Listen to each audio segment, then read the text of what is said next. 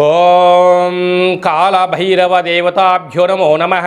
హరి ఓం.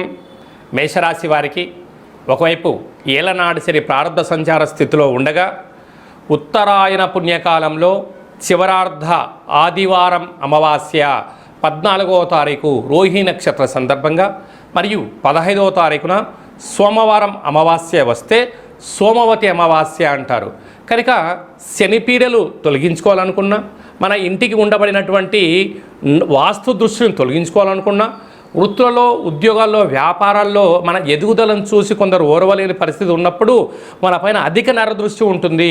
వాటిని తొలగించుకోవడం కోసం ఏకైక మార్గం ఏమిటనగా ఇంటి ముందర ఒక ఎర్రటి గుమ్మడికాయను దిష్టి తీసి పగలగొట్టండి, ఒక బూడిద గుమ్మడికాయను పూజ చేసి కట్టుకోండి.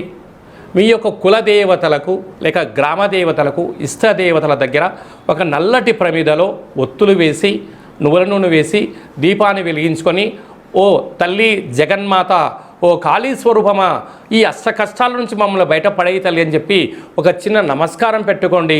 సకల గ్రహదోషాలు శనిదోషాలు తొలగిపోయి మేషరాశి వారికి అదృష్టం అద్భుతంగా కలుగుతుందని చెప్పి గమనించాలి.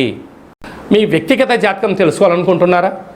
మీ యొక్క పేరు, పుట్టినటువంటి తేదీ, నెల, సంవత్సరం, పుట్టిన సమయం రాసి ఈ కింది నెంబర్కి వాట్సాప్ను పంపించగలరు.